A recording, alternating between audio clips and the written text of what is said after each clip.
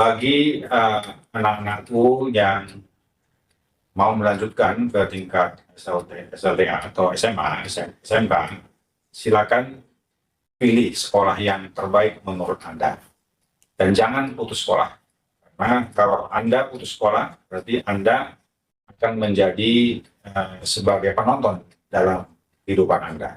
Tapi jadilah sebagai pemain dalam hidup Anda. Untuk menjadi pemain, timba ilmu setinggi-tingginya, gali ilmu sebanyak-banyaknya, supaya Anda bisa menentukan kemana Anda untuk berbakti dan mengabdi.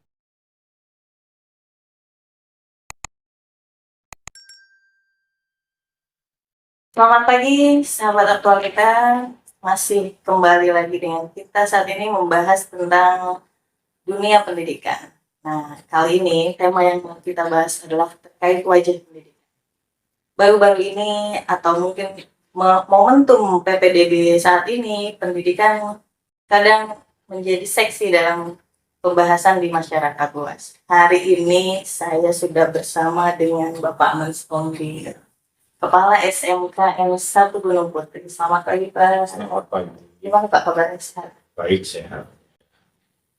Untuk menjadi seorang tenaga pendidik, kebanyakan itu lebih kepada faktor turun-temurun atau lebih kepada dorongan sendiri. Nah, untuk Bapak sendiri nih, perjalanan karir Bapak menjadi tenaga pendidik ini karena dorongan atau memang karena turunan dari orang tua, Pak? Kalau berbicara tentang masalah tenaga pendidikan, memang mau tidak mau memang kita harus mengalir dari diri sendiri.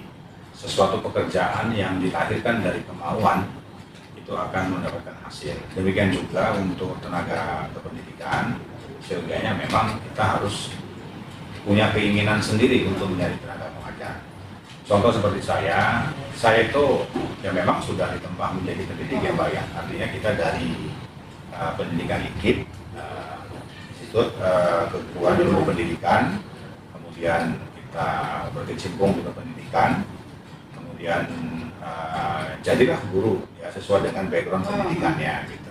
Berarti bukan karena gemblengan dari orang tua mendapat turunan. Biasanya kan ada orang tua harus guru, mereka juga harus jadi guru.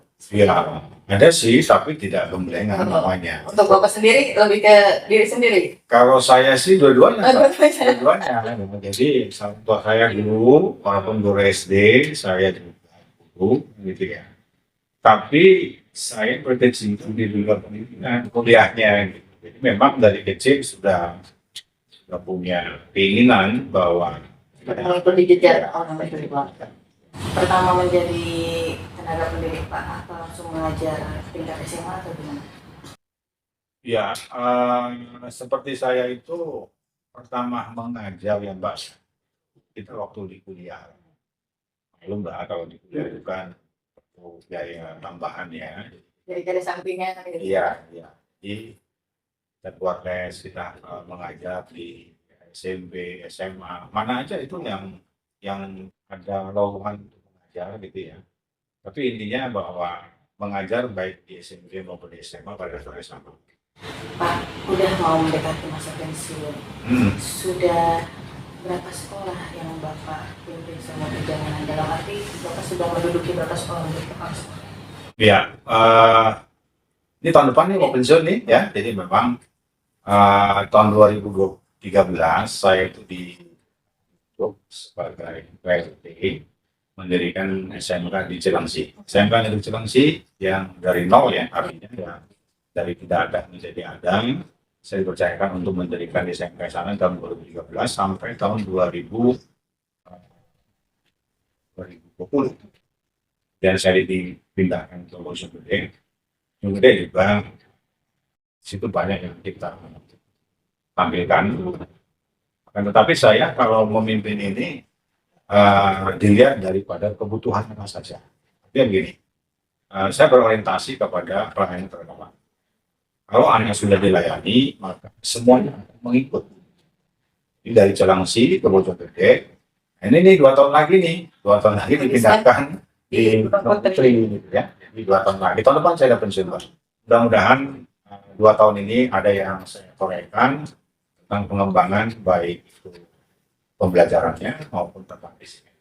SMK Pak, sudah pasti sekolah SMK itu punya skill tersendiri Pak. Tapi tidak sedikit lulusan SMK itu menjadi pengadilan Ya. pandangan Bapak sebagai kepala sekolah sendiri.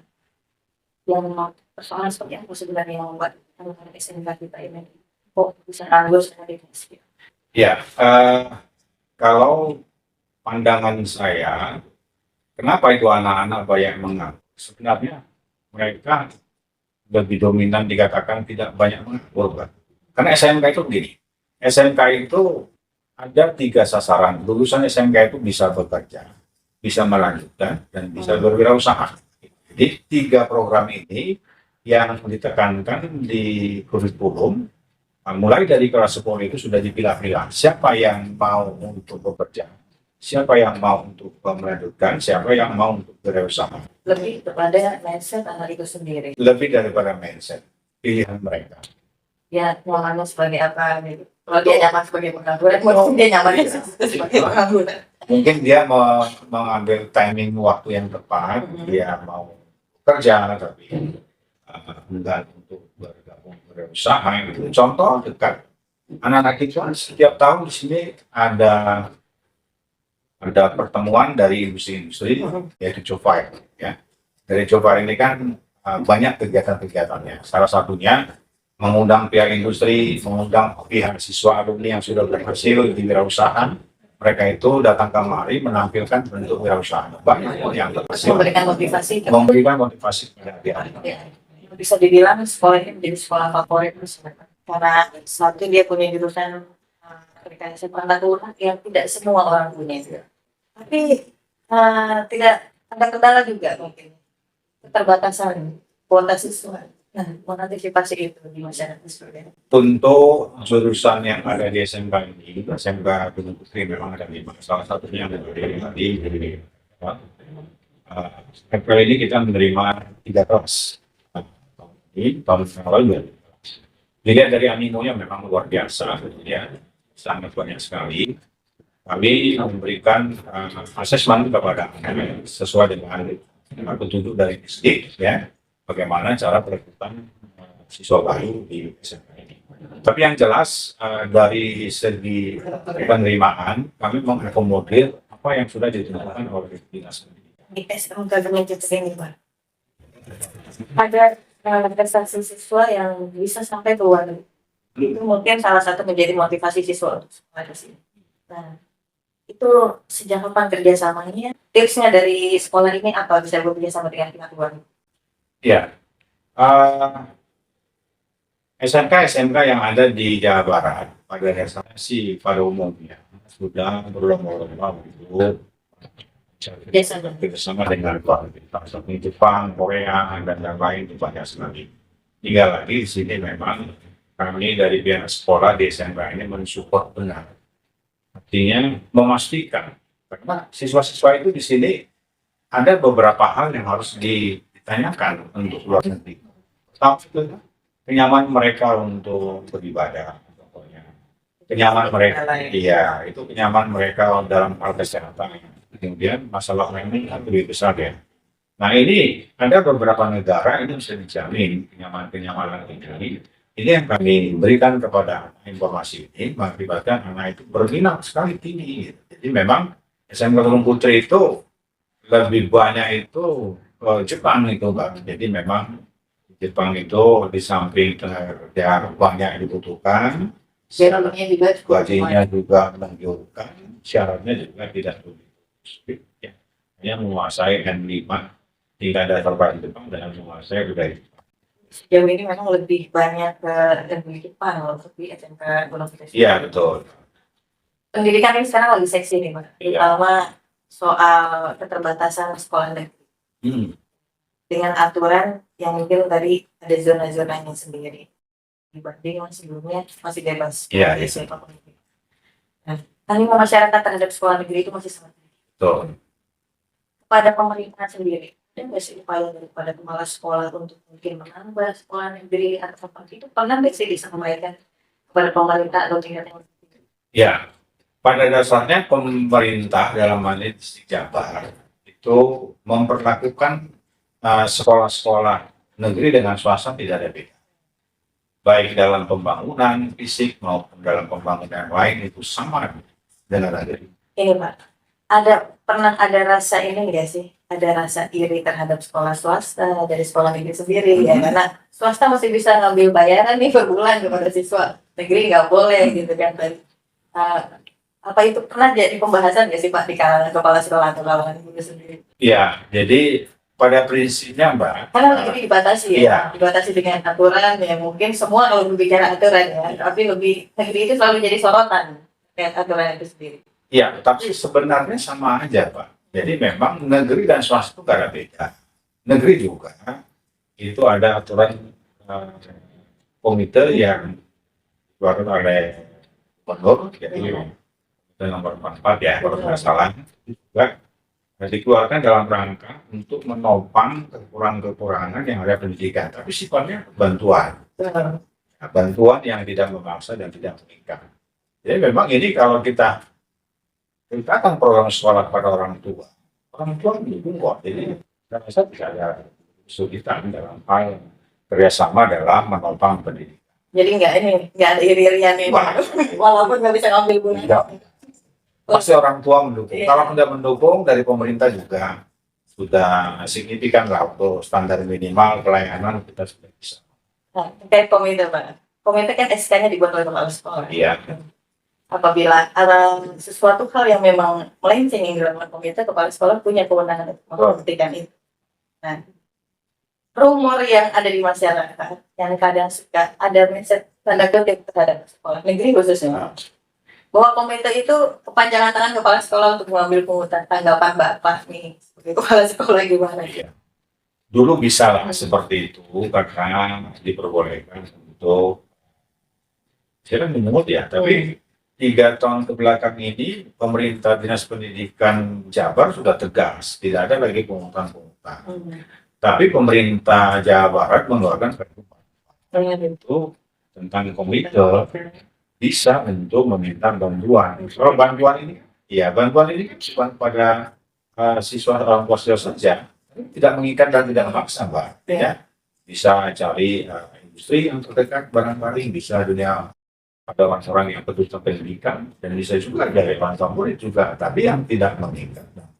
Nah itu perbolehkan, Pak. Iya betul. Ya jadi kalau dikatakan komite itu kepanjangan tangan sekolah, Setuju nggak Pak? ya dalam kepanjangan apa? Mengembangkan sekolah, ya. Iya. Mengembangkan sekolah, ya. Unsur negatifnya setuju. Unsur negatifnya enggak. Karena kan ada CS antara komite dengan kepala sekolah itu nggak ada seperti itu Pak. karena dalam pengelolaan keuangannya itu memang itu kan langsung ke rekening komite. Ya, kemudian pihak sekolah itu membuat proposal dalam hal pengajuan pembiayaan untuk perbaikan, untuk pengembangan, gitu. Kita buat proposal, nantinya 3 bulan atau 6 bulan sekali itu kita pertanggungjawaban ke komite. Dana yang kita untuk perbaikan. Kenapa harus melibatkan komite Pak? Apakah sekolah negeri ini ada kesulitan untuk misalkan pengajuan musola atau pengajuan lahan parkir atau untuk anggaran itu di pemerintah agak sulit turun atau gimana? Ya, untuk pembiayaan pendidikan yang digulirkan oleh pemerintah itu kan sudah ada pagu-pagunya. Kadangkala untuk pagu-pagu yang lain itu tidak bisa kita rencanakan di RKS. Tidak masuk. Tidak masuk, tidak bisa dan tidak masuk. Sementara itu kebutuhan punya pendukung daripada kegiatan siswa. Otomatis ini kan kita buatkan musyawarah tua, gitu ya, untuk menanggulangi kebutuhan itu. Dan dilihat daripada segi kebermanfaatan juga. Kalau orang tua memandang itu sangat bermanfaat, banyak orang tua yang support. Tapi kalau orang tua dengan program itu tidak mendukung, ya barangkali itu tidak tergantung pada itu sifatnya program-program yang mendukung ya, bukan program vital gitu. Yang memang untuk support kegiatan siswa aja. Iya, untuk support. Tapi kebanyakan orang tua yang nggak mendukung kalah Pak. Dengan orang tua yang mendukung gitu. Nah untuk SMK Negeri 1 Gunung Putri sendiri Pak, kenakalan remaja ada sesuatu yang pernah ekstrim terjadi nggak sih Pak? Yang terjadi pada anak-anak dalam tawuran, mungkin narkoba atau apa? Anak kita ini pernah ada yang terjerat di sana atau bagaimana? Ya, memang di kita itu Mbak, seperti saya lah ya. Saya orientednya itu di pelayanan pengajaran. Jadi artinya bahwa anak itu punya jadwal, guru punya jadwal, dan itu harus dilaksanakan dengan sebaik-baiknya. Karena apa? Karena ini adalah dampak yang sangat luas. Pertama, ini menyekat anak-anak bebas berkeliaran tidak menentu. Biasa itu Mbak kalau nggak ada guru, ya nggak ada jam pelajaran, kayak gitu. Pokoknya iya, atau kabur gitu ya. Itu pengalaman pribadi Pak? Enggak. Pengalaman pribadi Bapak SMA gitu. Jadi, untuk mencegah itu memang kita harus memastikan bahwa guru itu harus mengajar seperti sesuai dengan jadwalnya. Anak ke sekolah itu harus belajar, jangan sampai tidak di. Oleh sebab itu nanti akan terprotek sendiri Mbak karakternya. Timbul suatu karakter belajar, timbul karakter kebersamaan di sekolah. Kalaupun ada nanti godaan-godaan atau hal-hal yang buruk yang memanggil mereka untuk keluar tidak baik, mereka sudah diprotek. Itu memang aturan itu sangat ketat di sini. Iya, dan selama saya di sini belum ada yang terdampak tawuran narkoba. Mudah-mudahan tidak ada. Sanksi sendiri Pak, yang sudah disiapkan sekolah jika ada siswa yang seperti itu. Ya, sanksinya kan sudah ada di BP Mbak ya. Artinya bahwa kami itu di bimbingan masing itu membuat poin berkurang. Kita berikan poin contoh 100. Begitu dia masuk dari SMK Negeri Gunung Putri, 100 poin. Dari jenis pelanggarannya itu ada poin-poinnya. Kalau poin ini nanti habis di poin pelanggarannya, memang itu sudah komitmen di awal orang tua dengan siswa dengan sekolah sudah membuat yang dikembalikan kepada Memang sudah dari awal masuk sudah ada sanksi. dari awal masuk Sudah ada sudah peringatan ada, lah ya. ya, sudah ada perjanjian pada Masuk untuk guru atau bagaimana? Misalkan guru yang bawa pelanggar kalau guru ya. Kalau guru itu kan sudah jelas Mbak ya, artinya bahwa yang non PNS ya, ya yang non PNS itu otomatis yang terikat ya. ya secara langsung itu otomatis terikat kepada PP 30 tentang aturan disiplin pegawai negeri ASN. Intinya bahwa guru-guru kita di sini harus menjadi guru yang ditiru dan dikuku. Artinya sebagai apa namanya contoh ya, sebagai guru yang baik itu memang harus menjauhkan hal-hal. Jangan nanti guru kencing berlari. Terbalik Siswa guru kan apa siswa kencing berdiri apa gimana itu? Coba Bapak benerin. Jangan sampai gurunya lari-lari. iya. Menjelang PPDB Pak. Ya.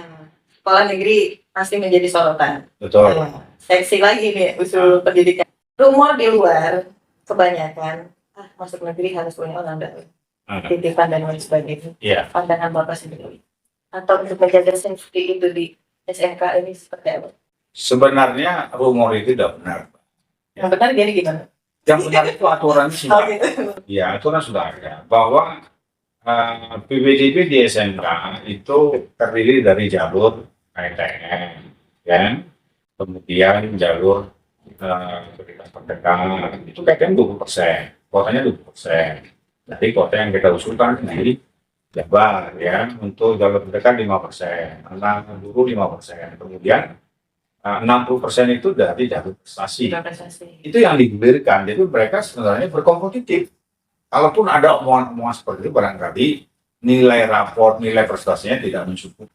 Nah, untuk memprotek itu, contohnya jika ada orang-orang dalam, kita komitmen bahwa panitia-panitia dibentuk, sekolah membentuk suatu panitia. Saya selaku kepala sekolah membuat suatu komitmen bahwa tidak ada yang ikut campur tangan dalam hal memasukkan siswa di SMK. Kalau yang itu dewan gimana? Dewan menurut saya juga Oh, tidak. tidak. Karena kapasitas dewan itu kan bukan harus dirusai, Pak ya. Tapi ada seperti ini, Mbak, kalau menurut saya. Tapi jadi dilema nggak sih itu? Kadang kalau untuk PDB ini suka banyak titik main, jadi dilema nggak sih itu buat PDB? Buat pribadi saya memang sangat dilema.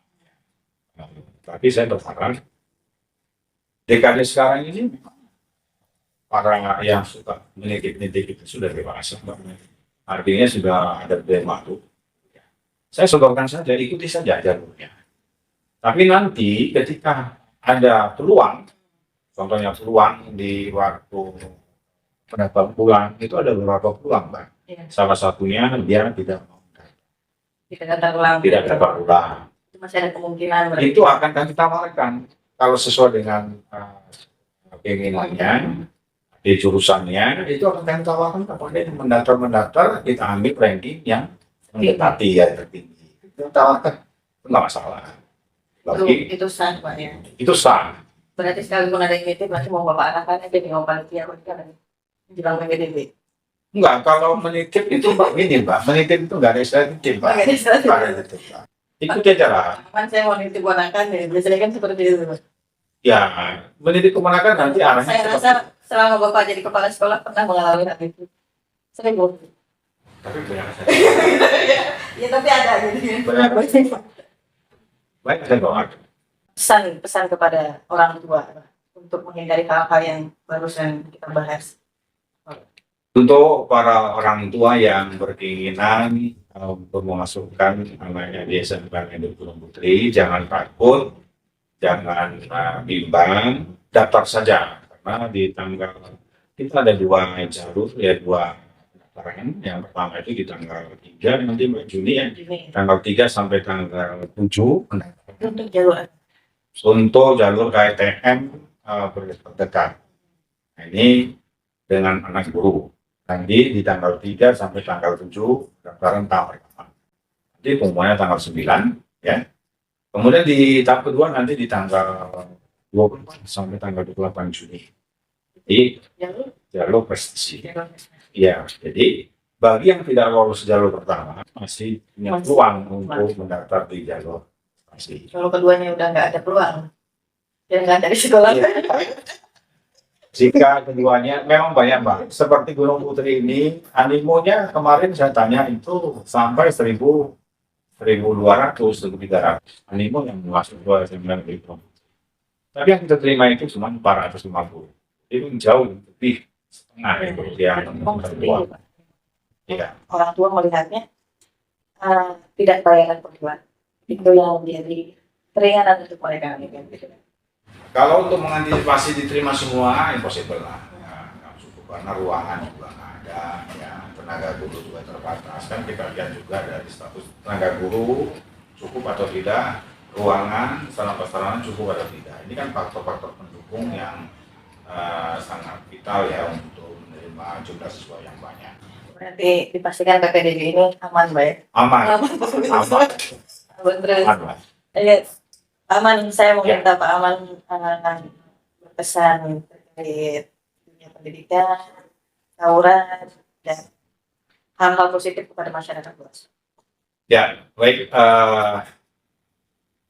Bagi anak-anakku yang mau melanjutkan ke tingkat SLTA atau SMA, SMK, silakan pilih sekolah yang terbaik menurut Anda.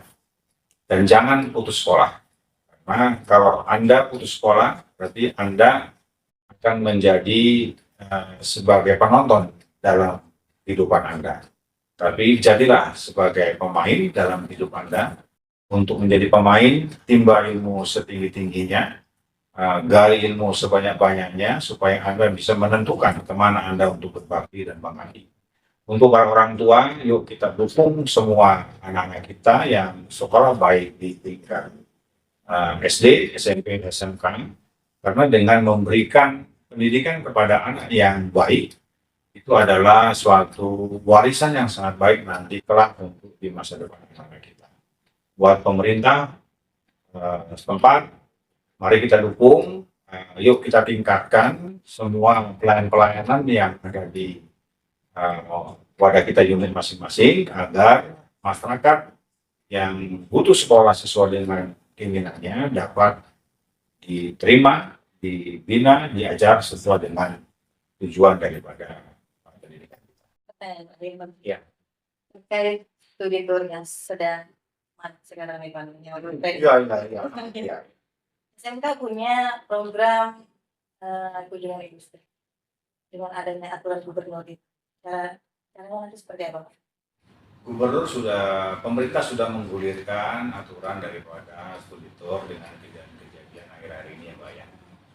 Ya memang itu memang keteledoran, kalau saya lihat itu suatu keteledoran. Yang pasti bahwa untuk SMK itu ada 3 tadi Mbak yang saya katakan. Bekerja ini orientednya nanti kita akan mengenalkan kampus-kampus. Jadi kampus-kampus, kampus teknik yang ada di lingkungan sini, kalau tidak ada lingkungan sini kita akan merembak ke luar daerah. Ini wajib sifatnya kalau dilihat daripada tujuan BNP-nya, pekerjaannya, lanjutannya. Tapi memang ya harus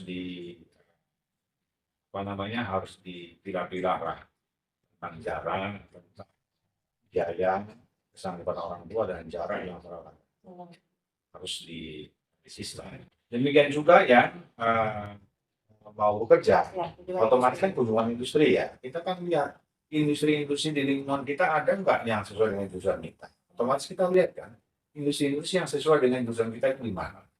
Gitu. Tempatan ada di Bandung, ya mungkin kita akan mengajak anak-anak kita ke sana.